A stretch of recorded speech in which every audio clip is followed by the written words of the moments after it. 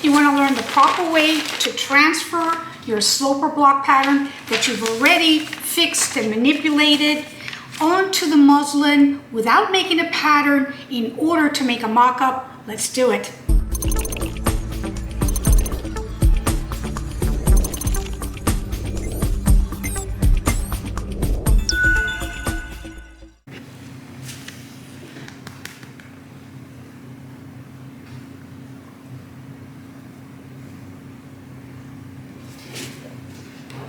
All right, maybe she'll calm down now.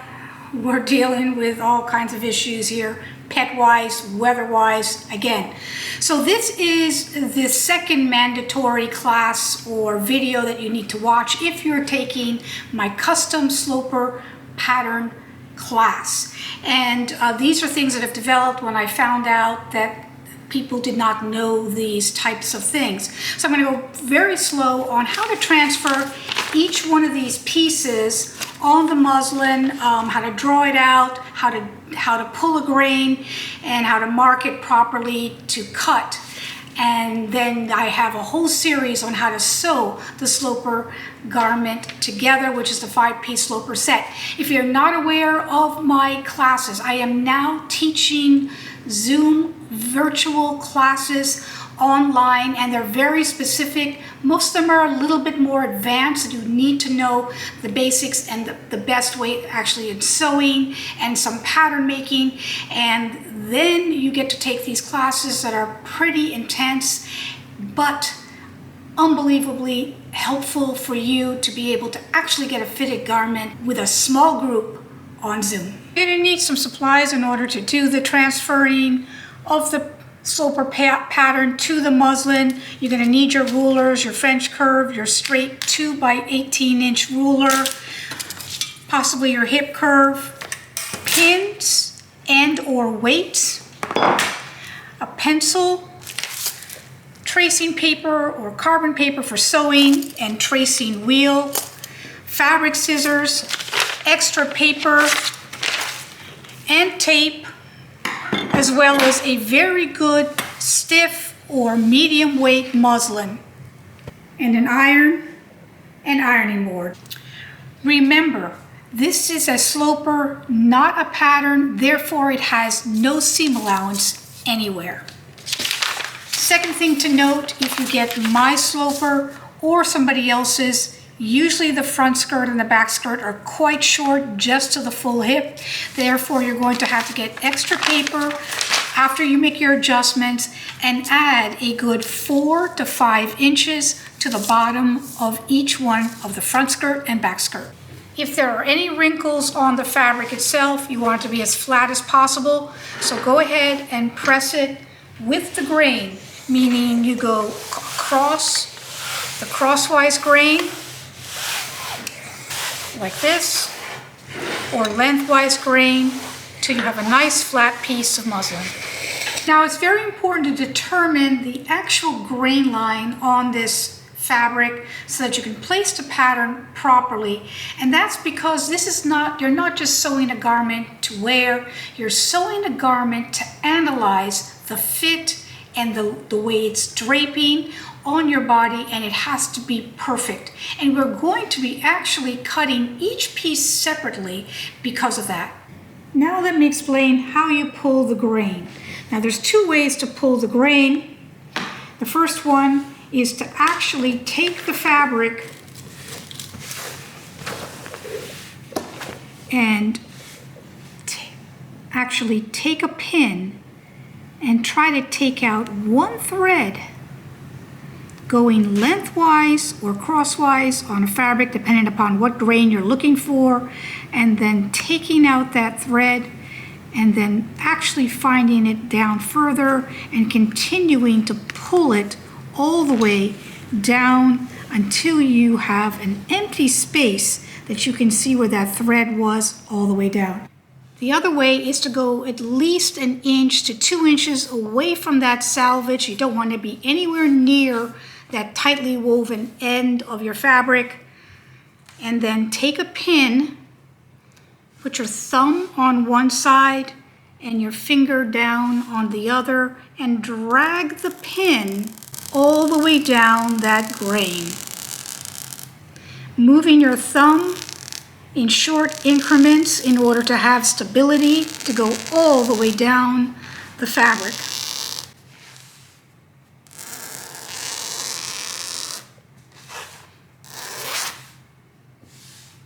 Now you have a groove that you can easily put your straight ruler on with your pencil and draw in that space, and that is your perfect lengthwise grain parallel to your selvage. If either of these methods are too difficult even for you to do, because it does take practice, I want you to go ahead and measure from your selvage exactly and put markings like this. I'm going from that woven part where it starts because that's the only accurate line I have. Put at least 3 indications like that. Then go ahead and put your ruler there to draw in the straight line for your center front and center back of these pieces. Now you're ready to lay your sloper on that line. This is the center front of the bodice. There's a lot of lines here, but you can lay it straight there, exactly on that line, making sure you have enough space all the way around this pattern in order to add your seam allowance. You want to pin it down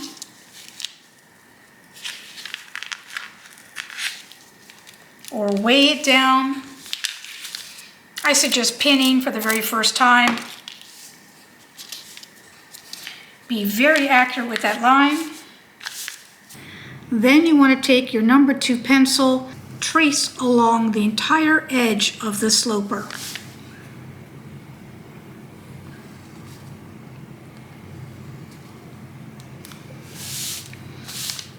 Holding it down wherever necessary.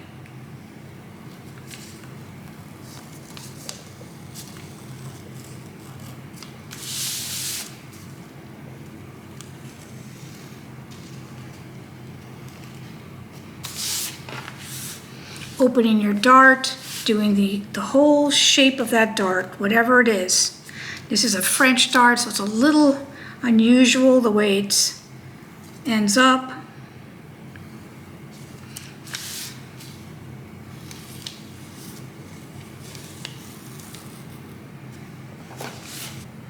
Now each part of this sloper block is going to have indications that are necessary. And that is, if you're doing a front bodice, you're going to need to know where your apex is and where your dart starts and finishes. You're going to need the notches for the armhole and the notches that are for your dart openings and any other notch that might be on your sloper block pattern. This is my apex. We had moved it over here. So there's 2 ways you can do that. You can do it where you can put your pin and put it smack on that apex like that, through the paper like this. And then now you have an indication of where that apex is, and you can draw an X right there where that is, like that. The second way in order to get your apex markings or any other important markings is to take your tracing paper again and go on the top part of the pattern itself, make sure it's secure everywhere else, and then put that X. And if you want to put the bust level, you can also do that, and then putting your horizontal line there.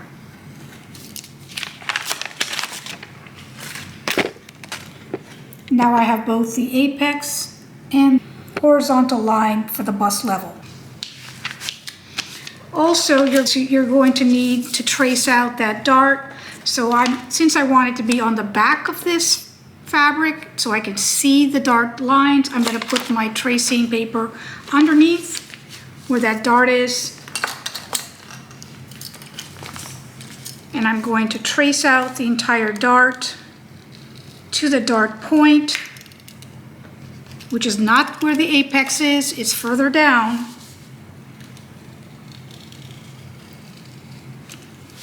like that, and put the cross mark where it ends. Then you can take the paper off.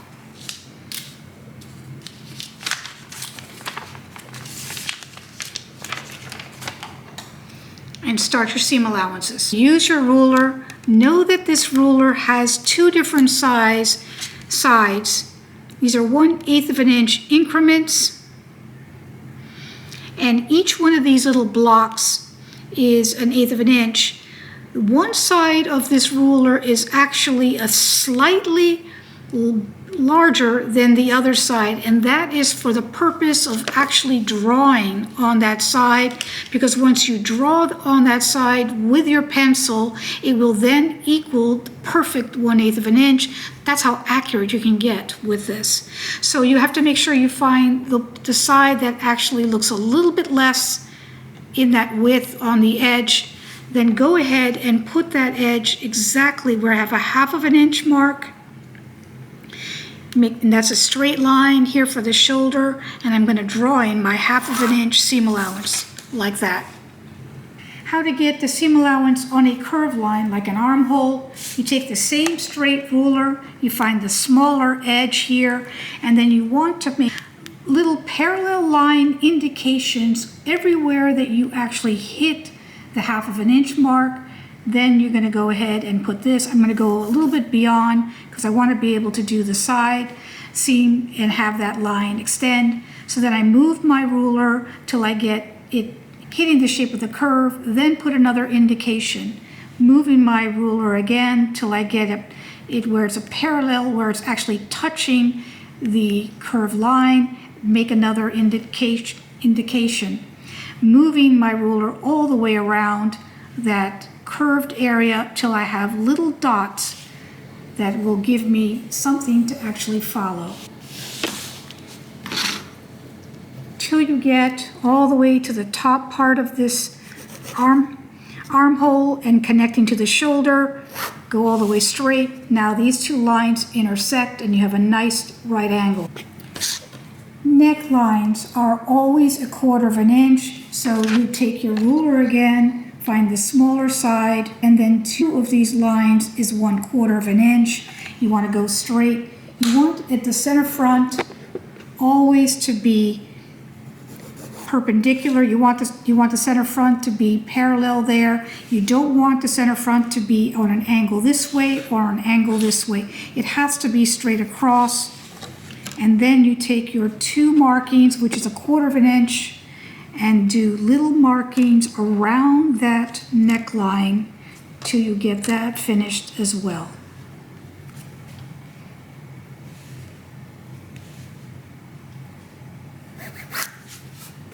Like that. This is the center front of this garment, of the bodice. The center front is where we're going to try on the garment in order to fit us. So if we're doing this ourselves, we need to have the opening in the front of this garment, meaning I want 1 inch seam allowance at the center front. So from my center front line that I had drawn in, I'm going to put 1 inch all the way down the sloper and draw a line. Disregard that. That was just showing you how to pull a grain. Once you get to the curve of the bottom, it's a 1/2 of an inch. So you want to go all the way across so that this is a right angle and that this line here at the waistline is at least perpendicular for at least 1/8 of an inch to 1/4 of an inch. Then you're going to continue the 1/2 of an inch around the curve of the bottom of the waistline, just like this. And whatever dart opening that you have, you need to follow that shape and give yourself that 1/2 of an inch.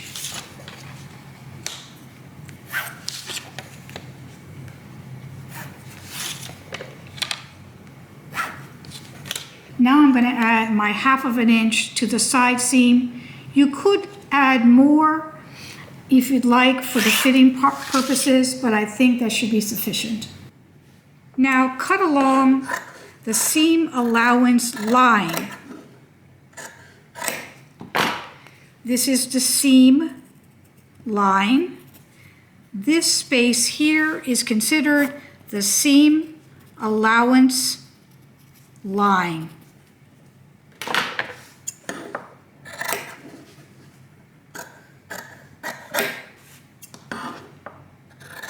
Being as accurate as you can.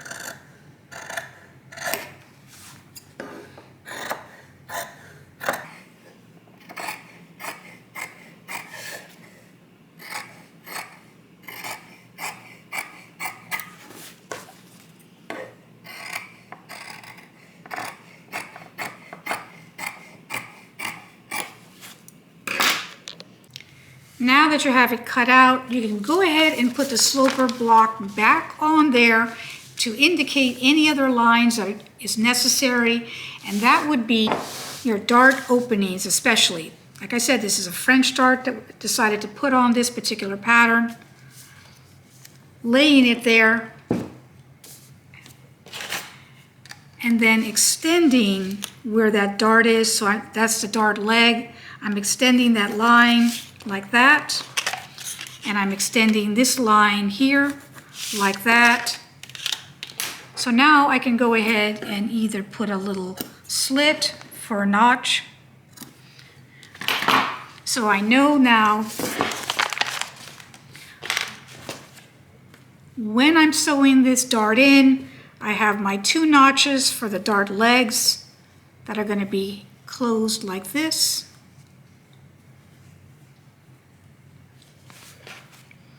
To the dart point, which is right here, and now I have a clear indication of the start and stop of that dart.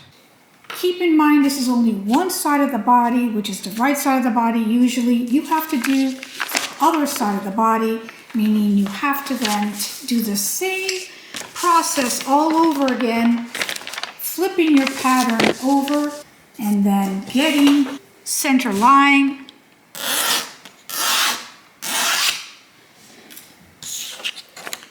filling that in, placing your sloper piece there, weigh it down or pin it down.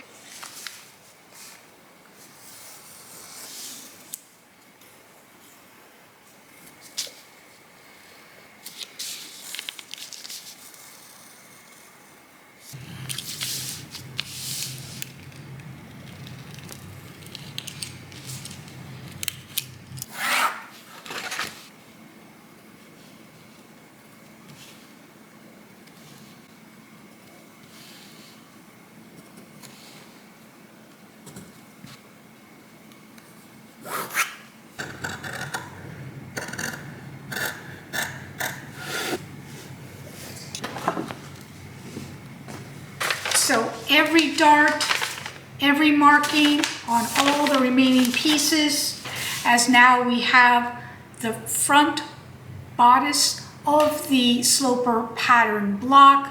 Now it has the seam allowance. Sew it up and test it.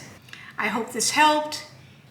Give me a comment on it, and join my classes that I have now, virtual, online, very strategic to teach you to elevate your design and fitting and sewing. So check out the links below, and I'll see you next time.